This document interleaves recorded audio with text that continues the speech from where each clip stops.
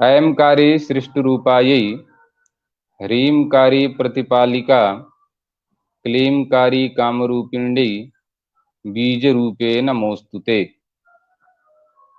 तव तत्त्वं न जानामि कीदृशोऽसि महेश्वर, यादृशोऽसि महादेव तादृशाय नमो नमः। अत्र कार्यक्रमे समुपस्थिताः अस्य कार्यक्रमस्य मुख्य यजमानाः हरियाणा संस्कृत अकादम्याः निदेशकाः परमादरणीयाः आचार्याः दिनेश शास्त्री महाभागाः, अन्ये च अस्याः अकादम्याः ये खलु प्राणभूताः सहयोगिनः आचार्याः वर्तन्ते। तान् सर्वान् अत्र भवद्भिः आहूतोऽहम् हार्दिकम् आधमर्ण्यं व्यनज्मि इति। मान्याः अद्यतनीयः अस्माकं व्याख्यानविषयः कारकम् अधिकृत्य वर्तते।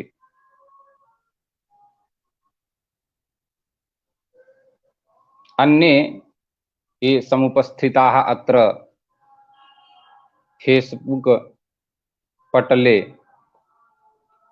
श्रोतृबान्धवाः वर्तन्ते, तेभ्यः अपि यथोचितम् अभिवादनं विनिवेदयामहे। मान्याः कारकतत्त्वनिरूपणम् इति विषयः अस्माभिः चितः निर्धारितश्च, परन्तु सम्पूर्णस्य कारकस्य व्याख्यानम् अल्पीयसा कालेन नैव संभवो वर्तते। अतएव स्थालीपुलाकन्यायेन अत्र द्वितीयार्थनिरूपणं, द्वितीया विभक्तेः निरूपणं यथामति अस्माभिः क्रियते। मैं कारक तत्व निरूपण के अंतर्गत द्वितीया कारक के विषय में अपने व्याख्यान को प्रस्तुत कर रहा हूं।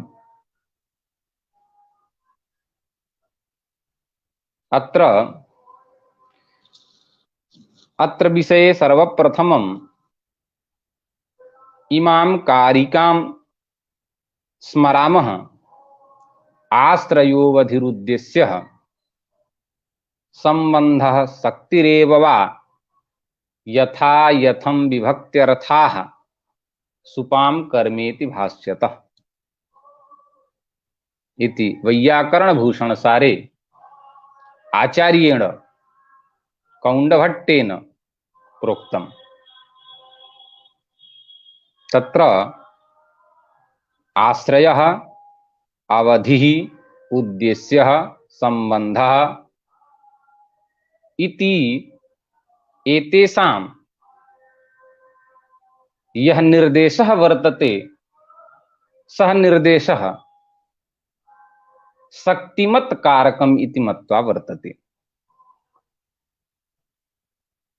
अतएव द्वितीयं पक्षं वदति शक्ति एव वा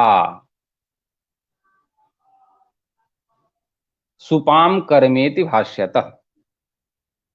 विभक्त्यर्थाः यथा यथं विभक्त्यर्थाः सुपाम कर्मेति भाष्यतः। अनेन श्लोकेन पद्येन इदं सुनिश्चितं जातं यत् पक्षद्वयम् अतीव सुप्रसिद्धं वर्तते। तत्र प्रथमः पक्षः शक्तिमत् कारकम् इति, द्वितीयः पक्षः शक्तिः कारकम् इति। वैयाकरणाः कर्मणि द्वितीया इत्यादि सूत्रम् अवलोक्य शक्तिमत् कारकम् इति पक्षम् अंगीकुर्वन्ति, तदेव प्रतिपादयन्ति च। कदाचित् क्वचित्कः अयं पक्षः वर्तते शक्तिः इति। सप्तमी पंचमी तत्र सप्तमी पंचम्यौ कारक मध्ये, सप्तमी पंचम्यौ कारक मध्ये एकं विशिष्टं सूत्रं वर्तते, यस्मिन् सूत्रे कारकपदेन शक्तिः कारकम् इति अंगीक्रियते। अन्यथा संपूर्णेऽपि कारक प्रकरणे सर्वत्र शक्तिमत् कारकम् अयमेव पक्षः अभ्युपेतः अंगीकृतश्च वर्तते। एतेन ज्ञायते वैयाकरणानाम् आग्रहः विशेषरूपेण शक्तिमत् कारकम् इत्यस्मिन् विषये वर्तते। शक्तिः कारकम् इत्यत्र वैयाकरणानाम् आग्रहः नास्ति। मान्याः, शक्तिः कारकम् इति पक्षस्य प्रतिपादकाः संपोषकाः भवन्ति न्यायशास्त्रविदः नैयायिकाः। तत्र शक्तिः कारकम् इति पक्षम् अंगीकुर्वन्ति। ते वदन्ति कर्मणि द्वितीया इत्यादिकं यत् सूत्रं वर्तते, पाणिनिना प्रोक्तं यत् सूत्रं वर्तते, तस्मिन् सूत्रे वस्तुतः कर्मणि इत्यस्य तात्पर्यं धर्मपरक अत्र निर्देशः वर्तते। अतएव कर्मणि द्वितीया इत्यस्य तात्पर्यं कर्मत्वे द्वितीया इति वर्तते। कर्मत्वे द्वितीया इति वर्तते। तत्र कर्मत्वे इत्यत्र वाचकत्वं सप्तम्याः अर्थः वर्तते। अतएव कर्मत्ववाचिका द्वितीया इति अर्थः संपद्यते। किमर्थम् एतादृशं व्याख्यानं तैः अंगीकृतं? तेषाम् अत्र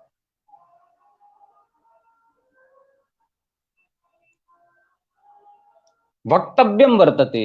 ते अत्र वदन्ति यदि अत्र धर्मीपरकः निर्देशः स्यात्, अर्थात शक्तिमत् कारकम् इति पक्षः स्यात् चेत् किं भविष्यति, कः दोषः? तदा तद विषये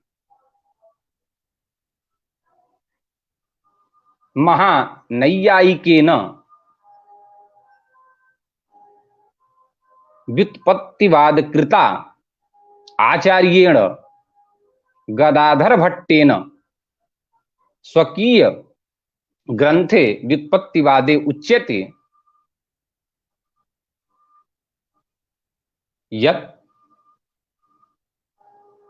यदि तत्र कर्मणि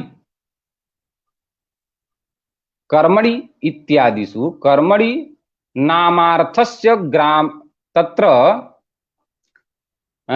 नामार्थस्य ग्रामादेः कर्मणि नामार्थस्य ग्रामादेः अभेदान्वय बोध संभवेपि धात्वर्थ गमनादिना तदन्वया संभवात् गौरवाच्य इति आचार्येण प्रोक्तम्। अस्य तात्पर्यम् अस्माभिः अत्र ज्ञायते। किम आचार्याणां तात्पर्यं किं वक्तुकामोऽस्ति सः आचार्यः। तदा सः आचार्यः कथयति यदि शक्तिमत् कारकं स्यात् चेत् अयं दोषः। तत्र यदि देवदत्तः ग्रामं गच्छति इति प्रयोगः वर्तते चेत् अस्मिन् प्रयोगे वैयाकरणानां निकाये तत्र देवदत्त इति कर्ता वर्तते। अत्र तु नास्ति संदेहः। नैयायिकाः अपि एतादृशम् एव अङ्गीकुर्वन्ति, अर्थात् देवदत्तस्य कर्तृत्वम् अङ्गीकुर्वन्ति। ग्राम इत्यत्र ग्रामपदोत्तर या द्वितीया विभक्तिः वर्तते तस्याः द्वितीया विभक्तेः अर्थः कर्म वर्तते। ग्राम इत्यस्यापि अर्थः कर्म वर्तते। अतएव कर्म पदार्थः ग्रामोपि वर्तते। तदुत्तर या विभक्तिः वर्तते अम विभक्तिः तस्यापि अर्थः कर्म इति वर्तते। अतएव उभयोः मध्ये एकः तत्र ग्राम पदार्थः विशेष कर्म बोधकः, अम पदार्थः सामान्य कर्म बोधकः।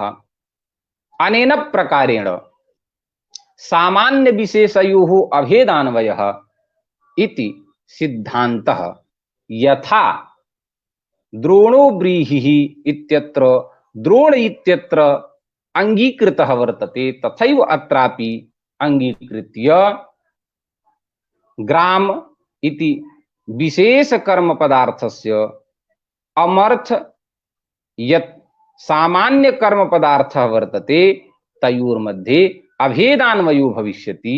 तो अतएव कथयति कर्मणि ग्रामा नामार्थस्य ग्रामादेः अभेदान्वय बोध संभवे इति वैयाकरणानां सिद्धान्तम् अंगीकृत्य वदति। संभवेपि अग्रे दोषः वर्तते। अग्रे कः दोषः? तो अत्र अन्वय अभेदान्वय संभवेपि धात्वर्थ गमनादिना तदन्वया संभवात्। तो धात्वर्थ अत्र गमनं वर्तते। देवदत्तः ग्रामं गच्छति इत्यत्र धात्वर्थ गमनं वर्तते।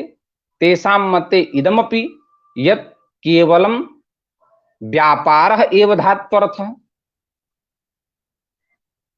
फलं तु द्वितीयार्थः, प्रत्ययस्य अर्थः फलं वर्तते इति ते अंगीकुर्वन्ति नैयायिकाः। अतएव ते स्ववासनया वैयाकरणान् प्रति आक्षिपन्ति यत् सामान्य विशेषयोः अर्थात प्रकृति प्रत्ययोर्मध्ये तु अत्र अभेदान्वयो भविष्यति, परंतु यह व्यापारः वर्तते गम्लृ गतौ इति गम धातुजन्यः यह गमन रूप व्यापारः वर्तते तज्जन्यः अत्र ग्राम नास्ति। यतोहि किं व्यापारजन्य फलं व्यापारजन्यस्य कर्म संज्ञा भवति, व्यापारजन्य फलाश्रयस्य कर्म संज्ञा भवति। तो अनेन प्रकारेण व्यापार अत्र व्यापारजन्य कर्म भवति इति वदतु चेत व्यापार यत् गमन रूप व्यापारः वर्तते तद् व्यापार जन्यः तत्र ग्रामः नास्ति। अतएव तत्र एतादृशः अन्वयः जन्यजनक भाव रूपेण अन्वयः नैव कर्तुं शक्यते। गमन इत्यस्य तत्र ग्राम रूपे कर्मणि जन्यजनक भाव संबंधेन अन्वयः नैव कर्तुं शक्यते इति तेषां तत्र आक्षेपः। द्वितीयः गौरवाच्य यदि स्ववृत्ति फल जनकत्व संबंधेन स्ववृत्ति फल जनकत्व संबंधेन यदि अन्वयः स्यात् स्वं ग्राम इति तद्वृत्ति फलं वर्तते तत्र संयोग इति तज्जनकः व्यापारः वर्तते। यदि एतादृशस्य संबंधस्य कल्पना क्रियते चेत् गौरवः वर्तते इति कृत्वा ते पोषयन्ति, ते प्रतिपादयन्ति, ते अंगीकुर्वन्ति यत् वस्तुतः शक्ति ही एव कारकं वर्तते, शक्तिमत् कारकं नास्ति। यदि शक्ति ही कारकं स्यात् चेत् अत्र वस्तुतः कर्मत्व यद् वर्तते तो कर्मत्वे द्वितीया भवति। अत्र कर्मत्वे द्वितीया, तो अत्र कर्मत्वे द्वितीया वर्तते। कर्मत्वं तत्र संयोग रूप फल स्वरूपम तस्य आश्रयः ग्रामो भविष्यति। अतएव कर्मत्वे द्वितीया इति अंगीकृते सति नास्ति दोषः इति तेषां व्याख्यानम्। परन्तु तेषां यत् कर्म लक्षणं वर्तते धातुजन्य फलशाली कर्म, तो धातुजन्य फलशाली कर्म इदानीं तत्र व्यापारजन्य फलशाली कर्म इति करोतु, तो व्यापारजन्य फलशाली कर्म यत् कर्म लक्षणं वर्तते तत्र व्यापार इत्यस्य लाभः धातुना वर्तते। जन्यजनक भावः यः संबंधः वर्तते तस्य लाभः तत्र संसर्ग मर्यादया वर्तते। इदानीं केवलं फलमेव अम इत्यस्य अर्थः वर्तते। अतएव केवलं व्यापारः एव धात्वर्थः वर्तते, फलं धात्वर्थः नास्ति इति ते प्रतिपादयन्ति स्वकीय कर्म लक्षणे। परन्तु अग्रे यदि एतादृशं लक्षणम् अंगीक्रियते चेत् त्यज देवदत्तः ग्रामं त्यजति अथ च देवदत्तः ग्रामं गच्छति। उभयत्र भिन्न भिन्न व्यापार फलं वर्तते। व्यापारः तु एकमेव, व्यापारः तु एक एव, पादविक्षेपादि रूपः व्यापारः, परन्तु फलं भिन्नं भिन्नम्। एकत्र फलं किं वर्तते, तो एकत्र फलं वर्तते विभागः इति एकत्र संयोगः। तो यदि केवलं व्यापारः एव धात्वर्थः, केवल व्यापारः एव धात्वर्थः वर्तते चेत् फलस्य विविध रूपेण विविध रूपं यत् फलं वर्तते तस्य प्रतीतिः कथं भविष्यति इति दोषः। तो अनेन प्रकारेण वैयाकरणाः तत्र दोषम् आरोहयन्ति, दोषं क्षिपन्ति इति कृत्वा तस्य मतस्य अत्र अंगीकरणं नैव कुर्वन्ति। इदानीं वैयाकरणानां मतं पश्यामः। मैं सामान्य संस्कृत भाषा में ही व्याख्यान को संपादित कर रहा हूं, तो हमें नहीं लगता है कि क्लेश होता होगा। हिंदी में यदि व्याख्यान की और हरियाणा संस्कृत अकादमी में यदि संस्कृत नहीं बोला जाएगा तो संस्कृत की क्या गति होगी, संस्कृत कहाँ जाए, संस्कृत भाषा कहाँ अपनी चरितार्थता कराएगी। इसीलिए मैं सरल संस्कृत में ही अपने व्याख्यान को करने का प्रयास कर रहा हूं। अस्तु, तो अनेन प्रकारेण नैयायिकानां यल्लक्षणं वर्तते तस्मिन् लक्षणे कश्चन दोषः आगच्छति, तं लक्षणं परित्यज्य इदानीं वैयाकरणानां लक्षणं सामान्य रूपेण पश्यामः। तत्र वैयाकरणानां मते कर्तुरीप्सिततमं कर्म इति कर्म विधायकं सूत्रं वर्तते। तस्य सूत्रस्य संपूर्णविधं व्याख्यानं कृत्वा लक्षणं क्रियते प्रकृतधात्वर्थ प्रधानीभूत व्यापारजन्य प्रकृतधात्वर्थ फलाश्रयत्वेन उद्देश्यत्वं कर्मत्वम् इति लक्षणं क्रियते। अस्य लक्षणस्य समन्वयः देवदत्तः ग्रामं गच्छति इत्यत्र भवति। अत्र धातुः वर्तते, प्रकृत धातुः वर्तते गम धातुः, प्रकृत धातु पात्त प्रधानीभूत व्यापारः, पाद विक्षेपादि रूपः व्यापारः। तो प्रकृत धात्वर्थ प्रधानीभूत व्यापारजन्य फलं किं वर्तते, अत्र संयोग रूपं फलं वर्तते।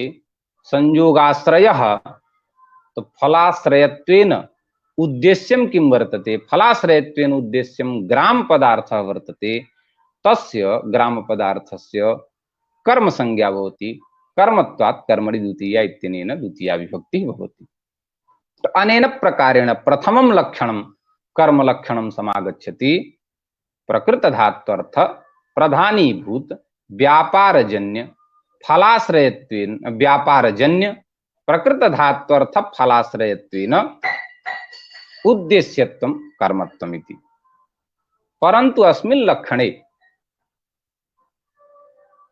गांदोग्धिपयः इत्यत्र दोषः समायाति। यतोहि जन्यत्वं यद् भवति तत् साक्षात् जन्यजनक भावः यत्र भवति तत्रैव जन्यत्व इत्यस्य निवेशो भवति। अत्र गांदोग्धिपयः इत्यत्र पय वृत्तीयः विभागः वर्तते, तदनुकूला गौः वर्तते, तस्य अनुकूलत्वं गोपे गच्छति।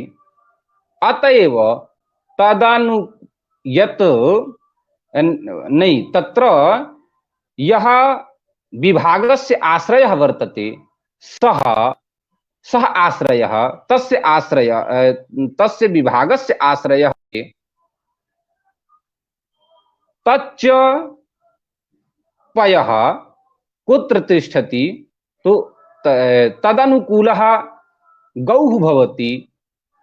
तो तदनुकूलः गौः भवति, तो तत्र यः आश्रयः वर्तते पय, पय इत्यस्य अनुकूलत्वं तस्य आश्रयत्वं पयसि गच्छति, पुनः तस्य आश्रयत्वं तदनुकूलत्वं गौः इत्यत्र गच्छति। अर्थात तात्पर्यम् इदं वर्तते गाम दोग्धि पयः इति इत्यत्र यत् पय वर्तते तत्र पये पयसि तत्र पयसि आश्रय तत्र विभागस्य आश्रयः भवति तत्पयः। तो विभागस्य आश्रयः पयः वर्तते, तदनुकूलत्वं गो इत्यत्र, तदनुकूलत्वं क्षरणादिरूपयः व्यापारः वर्तते तद् गोपे गच्छति। तो अत्र अनुकूलस्य यः अनुकूलः वर्तते तद व्यापारजन्यः यः फलस्य आश्रयः भवति तस्य कर्मसंज्ञा भवति। तो अत्र तु साक्षात् जनकत्वं नास्ति, यतोहि यत् कर्म वर्तते पयः इति तस्य साक्षात् जनकत्वं गोपदार्थे गच्छति, गोपे नैव गच्छति। तो गोप वृत्तियः व्यापारः वर्तते तज्जन्यं फलं तत्र तज्जन्यं यत् विभाग रूप फलं वर्तते तस्य आश्रयः पयः पदार्थः नास्ति। अतएव अत्र दोषः समायाति। तदर्थं किं कर्तव्यं? तदर्थं तत्र प्रयोज्य इत्यस्य निवेशः कर्तव्यः। तो प्रयोज्य इत्युक्ते जन्यस्य यः तत्र जनकस्य यः जनकः भवति अथवा जन्यस्य यः जन्यः भवति सः प्रयुज्यः, अर्थात जन्य इति अस्य लाभः साक्षात् यदि जनकत्वं नास्ति, जनकस्य जनकत्वं यदि वर्तते तथापि तत्र प्रयोज्य इत्यस्य सन्निवेशः क्रियते। तो इदानीं लक्षणं समायाति यत् प्रकृत धातुपात प्रधानीभूत व्यापार प्रयोज्य प्रकृत धातुपात धात्वर्थ प्रकृत धातुपात प्रधानीभूत व्यापार प्रयोज्य प्रकृत धात्वर्थ फलाश्रयत्वेन उद्देश्यत्वं कर्मत्वम् इति कर्मलक्षणं समायाति। अस्मिन् कर्मलक्षणे प्रकृत धात्वर्थः तत्र दुह प्रपूरणे क्षरण रूपः तत्र व्यापारः तु वर्तते हस्त संयोगादिकं तद् व्यापारजन्यः तो व्यापाराश्रयः तत्र गौः भवति। तदाश्रयः यत् दुग्धं वर्तते पयः वर्तते तत्र वस्तुतः विभागः वर्तते। अस्तु भवेन्नाम तत्र विभागः, तथापि प्रयोज्य निवेशनेन यह गोपवृत्ति व्यापारः वर्तते क्षरण रूपः व्यापारः तस्य तद्व्यापारजन्यं यत् गोवृत्ति अर्थात गो तत्र स्तन संयोग यद् वर्तते तत्र यत् पयः वर्तते तत्र आश्रय तत्र विभाग आश्रयः जातेपि विभागाश्रये जातेपि दोषः नास्ति। कर्म संज्ञा संपन्ना भवति। अतएव प्रयोज्यत्वस्य अयमेव निवेशः तत्र जन्यस्य लाभः भवेत् एतदर्थं प्रयोज्य इत्यस्य निवेशः। पुनः अत्र उच्यते यत् प्रकृत धात्वर्थ प्रधानीभूत, तो प्रकृत धात्वर्थ प्रधानीभूत व्यापार प्रयोज्य प्रकृत धात्वर्थ फलाश्रयत्वेन उद्देश्यत्वं कर्मत्वम् इत्यस्मिन् लक्षणे प्रकृत धात्वर्थ इत्यस्य तात्पर्यं किं वर्तते? तदा कथयति देवदत्तः प्रयागात् काशीं गच्छति। अत्र प्रयागस्य कर्म संज्ञा न भवेत्। देवदत्तः प्रयागात् काशीं गच्छति। अत्र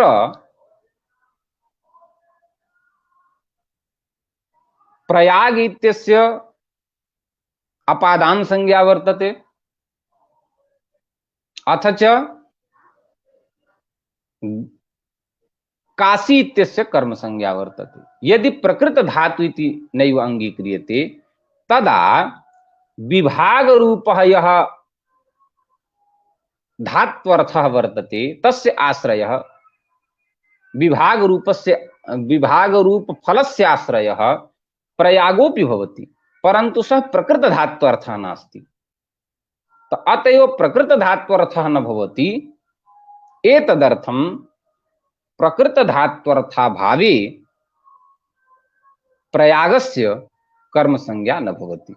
तो प्रकृत धात्वर्थस्य इदम फलम वर्तते, इदम विशिष्टम फलम वर्तते, यत् प्रकृत धात्वर्थ प्रधानी भूत व्यापार जन्य फलाश्रय व्यापार प्रयोज्य प्रकृत धात्वर्थ फलाश्रयत्वेन उद्देश्यत्वं कर्मत्वम् इति कर्म लक्षणं भविष्यति चेत् प्रकृत तत्र यद वाक्यं वर्तते तस्मिन् वाक्ये प्रयुक्ता या क्रिया वर्तते तत्क्रियाजन्य यत् फलं वर्तते तस्यैव ग्रहणं भविष्यति, अन्यस्य तत्र फलस्य अन्य व्यापारजन्य फलस्य ग्रहणं नैव भविष्यति।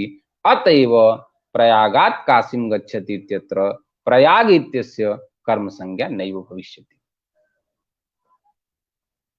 तो अनेन प्रकारेण प्रयाग इत्यस्य कर्म संज्ञा न स्यात्, एतदर्थं प्रकृत धात्वर्थ इत्यस्य निवेशः वर्तते। तो प्रयुज्यस्य फलं किं वर्तते? गाम दोग्धि पय इत्यत्र पय इत्यस्य साक्षात् जनकत्वं गोप व्यापारे नास्ति, तथापि तत्र यत् तत्र पयः इत्यस्य क्षरण अर्थात विभाग रूपम यत् फलं वर्तते तस्य आश्रय यः पयः वर्तते, तस्य जनक गो वर्तते, तस्य जनकः तत्र गोपवृत्ति व्यापारः भवति। तो तत् जन्यस्य जन्यस्यापि लाभो भवेत्, एतदर्थं प्रयोज्य इत्यस्य निवेशः। अथ च तत्र देवदत्तः प्रयागात् काशीं गच्छति इत्यत्र प्रयागस्य कर्म संज्ञा न भवेत्, एतदर्थं तत्र प्रकृत धात्वर्थ इत्यस्य निवेशः। इदानीं कथयति उद्देश्य पदस्य किमर्थम् अत्र निवेशः क्रियते, अर्थात प्रकृत धात्वर्थ प्रधानीभूत व्यापार प्रयोज्य प्रकृत धात्वर्थ फलाश्रयत्वेन उद्देश्यत्वं कर्मत्वं। तो फलाश्रयत्वेन उद्देश्यः यः वर्तते तस्य कर्म संज्ञा भवति इति किमर्थम्? तदा कथयति तस्यापि विशिष्टं फलं वर्तते। किं फलं तस्य वर्तते? तदा कथयति यत्र तत् फलाश्रयत्वेन उद्देश्यं भवेत्, कदाचित् फलस्य आश्रयः न भवेत्, फलाश्रयत्वेन उद्देश्यं भवेत्, तथापि कर्म संज्ञा भविष्यति। यथा काशीं गच्छन् पथि मृतः, काशीं गच्छन् पथि मृतः कश्चन धार्मिकः पुरुषः वर्तते। सः धार्मिकः पुरुषः इच्छति यत् अन्तिमः कालः प्राणान्तः काश्यां भवेत् इति। अतएव आसन्न प्राणान्तं ज्ञात्वा, आसन्न प्राणान्तं ज्ञात्वा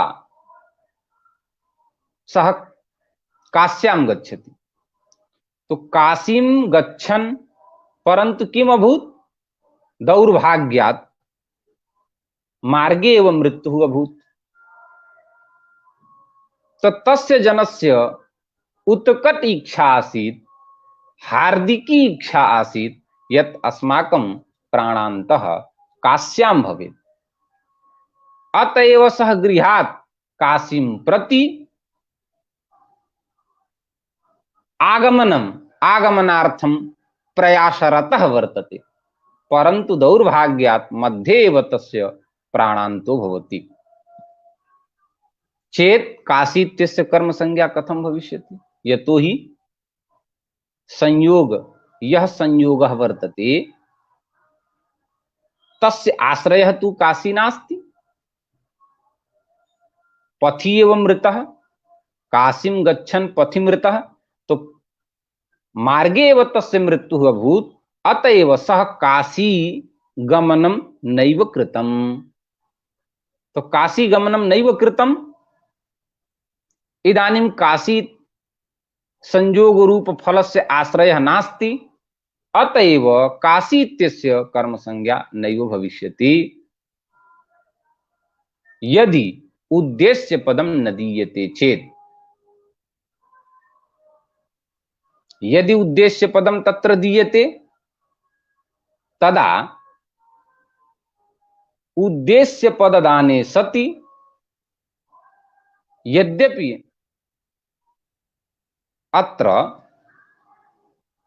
अत्र फलाश्रयत्वं न भवति, परंतु तस्य इच्छा आसीत्, उत्कट इच्छा आसीत्, उद्देश्य काशी आसीत्, अतएव काशी इत्यस्य कर्म संज्ञा संपन्ना भविष्यति, काशी इत्यस्य कर्म संज्ञा भविष्यति।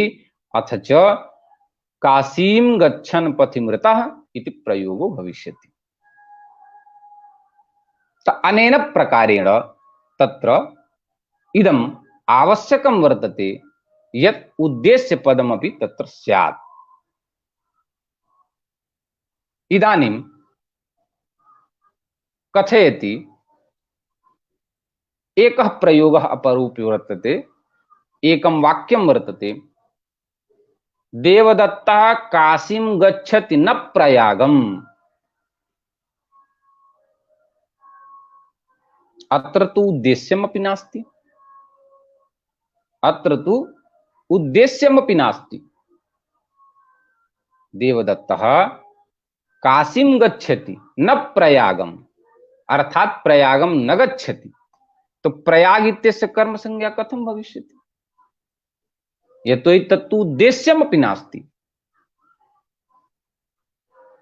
काशीं गच्छन् पथिमृतः इत्यत्र तु उद्देश्यम् आसीत् कदाचित् यत् मदीय प्राणान्तः काश्यां भवेत्, परन्तु अत्र तु उद्देश्यमपि नास्ति। कथं कर्म संज्ञा भविष्यति प्रयागम् इत्यस्य? परन्तु प्रयोगः अयमेव प्रसिद्धः वर्तते, लोके अयमेव प्रयोगः भवति। इदं प्रयोगमेव इमं प्रयोगमेव वयं पश्यामः यत् देवदत्तः काशीं गच्छति न प्रयागम् इति। तो प्रयागस्यापि कर्म संज्ञा भवति। तो तत्र कथयति ईप्सित पदं यद् वर्तते तत् स्वार्थ विशिष्ट योग्यता विशेषे लाक्षणिकं वर्तते। ईप्सिततम पदं यद् वर्तते तत् लाक्षणिकं वर्तते। कुत्र लाक्षणिकं वर्तते? तदा स्वार्थ विशिष्ट योग्यता विशेषे लाक्षणिकं वर्तते। तो स्वार्थ विशिष्ट योग्यता विशेषे अनेन प्रकारेण कर्म लक्षणं संपद्यते। प्रकृत धातुपात प्रधानीभूत व्यापार प्रयुज्य, प्रकृत धातुपात प्रधानीभूत व्यापार प्रयुज्य, प्रकृत धात्वर्थ फलाश्रयत्वेन उद्देश्यत्व योग्यता विशेष सालित्वम, योग्यता विशेष सालित्वम। पुनः एकदा लक्षणं कथयामः। प्रकृत धातुपात प्रधानीभूत व्यापार प्रयुज्य, प्रकृत धात्वर्थ फलाश्रयत्वेन उद्देश्यत्व विशेष योग्यता सालित्वम, योग्यता विशेष सालित्वम। तो योग्यता विशेष सालित्वम इत्यत्र स्वार्थ विशिष्ट योग्यता विशेष विशेषे लाक्षणिकं वर्तते। तात्पर्यमिदं स्वार्थ अर्थात यत् उद्देश्यत्वम् इत्यादिकं तस्य अर्थः वर्तते, तत्सहितं योग्यता विशेष अपरं तत्र किम अपरम आगमिष्यति, तस्य अपरोपि लाभो भविष्यति। यतोहि लाक्षणिकं लक्षणानां, लाक्षणिकम् इत्युक्ते लक्षणा वर्तते। तो लक्षणा वर्तते तदा तत्र यह तस्य अर्थः वर्तते सः तु भविष्यति एव, तदतिरिक्तस्यापि अर्थस्य तत्र संग्रहणं भविष्यति। अनेन प्रकारेण प्रकृत धातु पात्त प्रधानीभूत व्यापार प्रयोज्य प्रकृत धात्वर्थ फलाश्रयत्वेन उद्देश्यत्व योग्यता विशेषशालित्वम्। तो योग्यता विशेषशालित्वम् इति लक्षणं क्रियते चेत योग्यता प्रयागे वर्तते। तो योग्यता प्रयागे वर्तते, अतएव योग्यता विशेषशालित्वं प्रयागे वर्तते। प्रकृत धातु अत्र वर्तते गम धातु, प्रकृत धातु पात व्यापारः वर्तते पाद विक्षेपादि रूपः व्यापारः। तो प्रकृत धात्वर्थ प्रधानीभूत व्यापार प्रयोज्य प्रकृत धात्वर्थ फलं किं वर्तते उत्तरदेश संयोगः। फलाश्रयत्वेन उद्देश्य योग्यता विशेषशालित्वं कुत्र वर्तते प्रयागेपि। उद्देश्यं तत्र उद्देश्यं तु काशी वर्तते एव, परंतु उद्देश्यत्वेन योग्यता विशेषशालित्वं प्रयागेपि वर्तते, अतएव प्रयागस्यापि कर्मसंज्ञा भवति। अनेन प्रकारेण तत्र कर्मसंज्ञा प्रकरणे कर्मसंज्ञा विषये विविध प्रकारेण लक्षण परिष्कारं संपाद्य कर्मसंज्ञायाः व्यवस्था आचार्यैः कृता। इदानीं वयं पश्यामः यत् अस्य कर्मणः विभागः तत्र द्विविधः विभागः वर्तते। इदं कर्म द्विविधं वर्तते, ईप्सित कर्म अनीप्सित कर्म च। तो ईप्सितम् अनीप्सितं च। तत्र ईप्सित कर्मणः त्रयः भेदाः वर्तन्ते,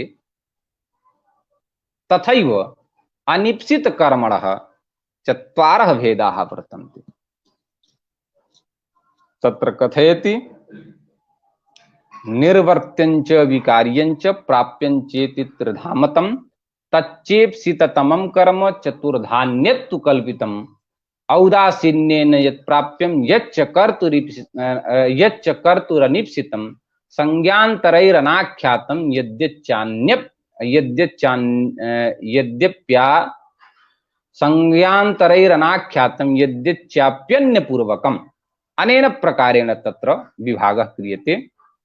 प्रथमः ईप्सित कर्म वर्तते, प्रथमम् ईप्सित कर्म वर्तते, तस्य विभागः निर्वर्त्यम् ईप्सित कर्म, विकार्यम् ईप्सित कर्म, प्राप्यम् ईप्सित कर्म। तो निर्वर्त्यञ्च विकार्यञ्च प्राप्यञ्च इति त्रिधामतम् इति ईप्सिततमम् ईप्सितम्। तो तत्र कथयति निर्वर्त्यं किं वर्तते।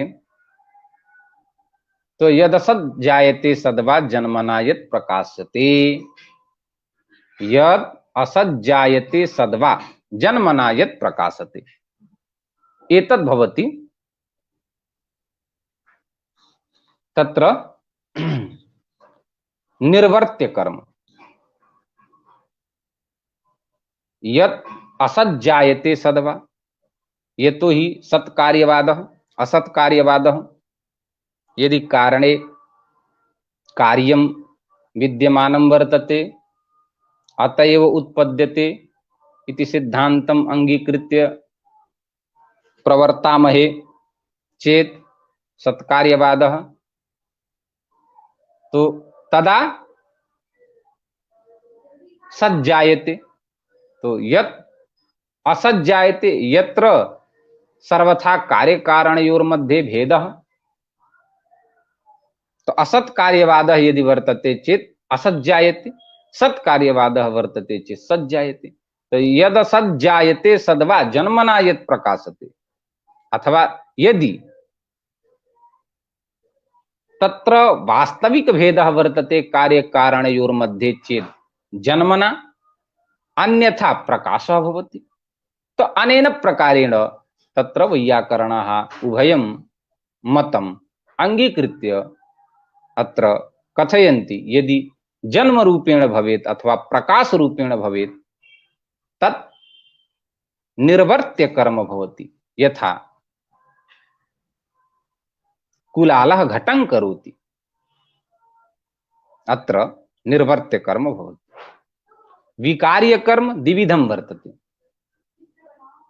प्रकृतिच्छेद संभूतात् किंचित् काष्ठादिभस्मवत् एकं वर्तते, और किंचित गुणांतरोत्पत्त्या सुवर्णादि विकारवत् इति द्वितीयम्। अर्थात विकार्य कर्म द्विविधं वर्तते। एकं तु काष्ठं भस्म करोति, सुवर्णं कुंडलं करोति। तो अनेन प्रकारेण प्रकृतिच्छेद संभूतात् किंचित काष्ठादि भस्मवत्, यत्र प्रकृतेः उच्छेदः भवति कर्म रूपेण परिवर्तनं भवति।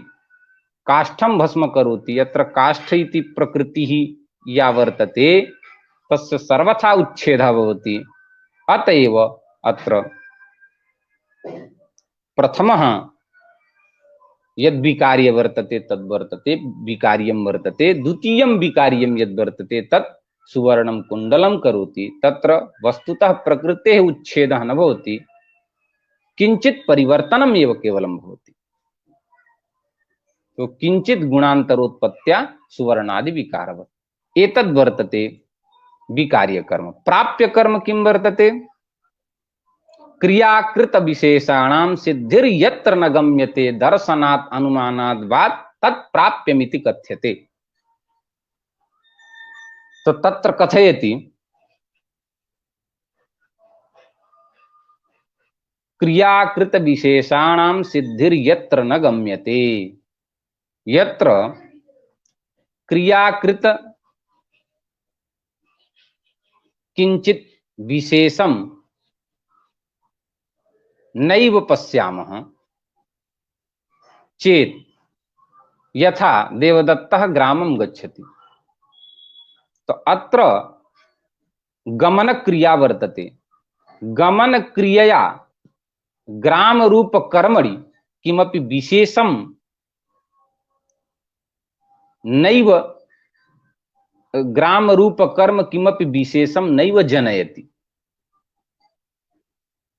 तात्पर्यं यत् ग्राम रूप कर्म यद् वर्तते तत्र गमन रूप या क्रिया वर्तते, सा गमन रूप क्रिया ग्राम रूप कर्मणि किमपि विशेषम न जनयति। यतो हि क्रियाजन्य कर्म भवति। तो क्रिया या वर्तते यत्र गमन क्रिया, तया क्रियया किमपि एतादृशं नैव विशेषं जन्यते, येन तत्र ग्राम इत्यत्र परिवर्तनं किमपि स्यात्। यथा घटं करोति इत्यत्र क्रि धातोः घट इत्यत्र एकम् आकार विशेष, तत्र एकः आकार विशेषः क्रियते क्रि धातुना, तथा अत्र नास्ति। तदेव कथयति क्रियाकृत विशेषाणां सिद्धिर यत्र न गम्यते दर्शनात् अनुमानाद् वा। दर्शनेनापि न ज्ञानं भवति, अनुमानेनापि ज्ञानं न भवति, तत् प्राप्यम् इति कथ्यते। तदेव प्राप्य कर्म इति भवति। तो अनेन प्रकारेण त्रिविधम् ईप्सितं कर्म। प्रथमं तत्र निर्वर्त्य कर्म विकार्य कर्म, द्वितीयम् अप्राप्य कर्म, तृतीयम्। इदानीम् अनीप्सित कर्म इत्यस्य वयं पश्यामः। अनीप्सित कर्म यद् वर्तते, तो अनीप्सित कर्म चतुर्धान्यत्तु कल्पितम्। औदासीन्येन यत् प्राप्यं यच्च कर्तुरनीप्सितं संज्ञान्तरैरनाख्यातं यद्यच्चाप्यन्यपूर्वकम्। तो प्रथमं यद् वर्तते तत् प्रथमं यत् कर्म वर्तते औदासीन्येन यत् प्राप्यं यच्च कर्तुरनीप्सितं। तो उदासीन कर्म, प्रथमम अनीप्सित कर्म। यथा देवदत्तः ग्रामं गच्छन् तृणं स्पृशति, देवदत्तः ग्रामं गच्छन् तृणं स्पृशति। अतः तृणरूप यत् कर्म वर्तते तत् उदासीन कर्म वर्तते। तत्र आसक्तः नास्ति। तृणस्पर्शने देवदत्तः आसक्तः नास्ति। एतादृशः स्वभावः वर्तते यत् स्पर्शनं कदाचित् स्पर्शं कृत्वा गच्छति, परन्तु तस्य आग्रहः नास्ति, स्पर्शने आग्रहः नास्ति। तो एतादृशं यद् भवति यत्र स्पर्शने आग्रहः नास्ति, अनासक्ततया यत् कर्म संपन्नं भवति तत् वर्तते उदासीन कर्म। द्वितीयम् औदासीन्येन यत् प्राप्यं यच्च कर्तुरनीप्सितम्। अनीप्सित कर्म द्वेष्य कर्म तस्यैव नाम भवति। तो द्वेष्य कर्म यद् वर्तते तत् देवदत्तः ओदनं भुञ्जानः विषं भुङ्क्ते। तो देवदत्तः ओदनं भुञ्जानः विषं भुङ्क्ते इत्यत्र वस्तुतः विष संपृक्त भोजने तस्य प्रीतिः नास्ति। विष संपृक्त भोजने सः न प्रवर्तते, अपितु कदाचित् बलवता वैरिणा बलात् विष संपृक्त भोजनं कार्यते चेत् सः द्वेषवशात् करोति। तो सः द्वेषवशात् करोति, अतएव तत् यत् कर्म वर्तते तद्द्वेष्य कर्म वर्तते। तो द्वितीयं द्वेष्य कर्म यद् वर्तते ओदनं भुञ्जानः विषं भुङ्क्ते। संज्ञान्तरैः अनाख्यातम् अकथितं चेति सूत्रं वर्तते। तत्सूत्रं कथयति अपादानादि विशेषैः अविवक्षितं कारकं कर्म संज्ञं स्यात्। तो यत्र अपादानादि विशेषैः अविवक्षितं वर्तते, अपादानादि विशेषैः अविवक्षितं कारकं कर्म संज्ञं स्यात्। तो तत्र अपादानं वर्तते अथवा पुनः अधिकरणं वर्तते, यत् किमपि कारकं वर्तते तेन कारकेण यदि अविवक्षितं वर्तते अथ च कर्मत्वेन तस्य विवक्षा भवति, कर्मयुक् भवति, अर्थात कर्मणा सह तस्य संयोगो भवति, कर्मणा सह तस्य संबंधः भवति, दुहादिषु तस्य पाठः वर्तते चेत् तस्य अपादानादीनामपि तेषाम् अपादानादीनामपि कर्म संज्ञा भवति। तो वस्तुतः तत्र यथा गां दोग्धीपयः, अत्र गोः दोग्धीपयः, गोः इत्यस्मात् दुग्धस्य पयः इत्यस्य विभागः वर्तते। तो विभागः वर्तते, अतएव गो पदार्थ अपादान पदार्थः। तो वस्तुतः अपादान पदार्थः वर्तते, परंतु अनेन सूत्रेण दुहादीनां यदि दुहादीनां षोडश धातूनां यदि पाठः वर्तते चेत् तो अत्र दुह धातुः वर्तते। अथ च तस्य यत् कर्म वर्तते पयः इति तत्संबंधी भवेत्। तो अत्र आधाराधेय भावेन पय पयसा सह गोपदार्थस्य सम्बन्धः वर्तते, गो इति अपादान पदार्थस्य सम्बन्धः वर्तते। तो अनेन प्रकारेण सम्बन्धभूत अपादानत्वेन तस्य अविवक्षा वर्तते, कर्मत्वेन विवक्षा वर्तते, अतएव गोपदार्थस्य कर्म संज्ञा भवति चेत गाम इति भवति गाम दुग्धि पयः इति प्रयोगः संपद्यते। तो इदानीम अत्र वस्तुतः अपादानत्वं प्राप्तम् आसीत्, परन्तु अपादानत्वं प्रबाध्य अत्र अकथितं चैतन्येन शास्त्रेण कर्म संज्ञा भवति। एतस्मात् कारणात् एतादृशं यत् कर्म वर्तते तत् कर्म संज्ञान्तरैः अनाख्यातं कर्म भवति। अन्यैः तत्र अन्यया संज्ञया अनाख्यातम् एतद् वर्तते, अर्थात् तत्र अपादानत्वेन आख्यातं नास्ति। गामदुग्धि पयः इत्यत्र गोपदार्थः अपादानात् अपादानत्वेन आख्यातं नास्ति, कर्मत्वेन आख्यातं वर्तते, अतएव एतादृशम् उदाहरणं संज्ञान्तरैः अनाख्यातम् इत्यस्य वर्तते। अन्तिमः अनिप्सित कर्म इत्यस्य वर्तते अन्यपूर्वकम् एकं भवति। अन्यपूर्वकम् इत्युक्ते तस्य कृते वदति शास्त्रांतर प्राप्त संज्ञांतर बाधक शास्त्र प्रयोज्य कर्म संज्ञकम् इत्यर्थः अन्यपूर्वकम् इति। अर्थात केनापि अन्येन शास्त्रेण कापि अन्या संज्ञा प्राप्ता वर्तते, तां संज्ञां प्रबाध्य यदि तत्र भिन्न भिन्न संज्ञायाः विधानं भवति चेत् अन्यपूर्वकम्। यथा अधिसिंस्थासां कर्म अथवा क्रूरम अभिक्रुध्यति, तो तत्र क्रुद्धद्रुहेर्स्यासूयार्थानां यं प्रतिकोपः इत्यनेन वस्तुतः अपादान तत्र संप्रदान संज्ञायाः प्राप्तिः आसीत्, परन्तु क्रुद्धद्रुहोः उपसृष्टयोः इत्यनेन कर्म संज्ञा भूत्। तो वस्तुतः संज्ञान्तर प्राप्तम् आसीत्, परन्तु तां संज्ञां प्रबाध्य अन्येन केनापि सूत्रेण अधिसिंस्थासां कर्म, तो अधिसिंस्थासां कर्म इत्यनेन शास्त्रेण वस्तुतः अधिकरणस्य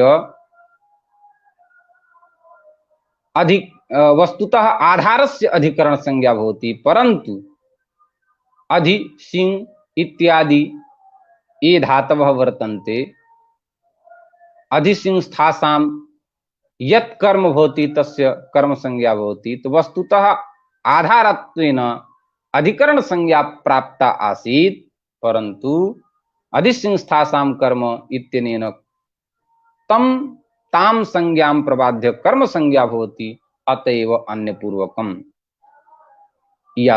तत्र इदं कर्म वर्तते। तो अनेन प्रकारेण इदमपि अनिप्सित कर्मण्येव तत्र परिगणितः वर्तते, परिगणितं कर्म वर्तते, अनिप्सित कर्मण्येव परिगणितं कर्म वर्तते। तो अनेन प्रकारेण चतुर्विधम् अनिप्सितं कर्म त्रिविधं च ईप्सितं कर्म इति तत्र व्याख्यानं सार रूपेण अथ च अतीव दिग्दर्शन रूपेण अस्माभिः कृतम्। अतीव विशालं व्याख्यानम् अत्र कर्तुं शक्यते। उक्तानुक्त व्यवस्थायाः अपि तत्र सर्वं कर्तुं शक्यते, परन्तु तत्सर्वं कालेन वयं बद्धाः, अतएव इदमेव उक्त्वा सर्वान् हार्दिकम् अभिनन्दनं विधाय यथा योग्यम् अभिवादनं विधाय च अत्रैव विरमामि। नमामि च।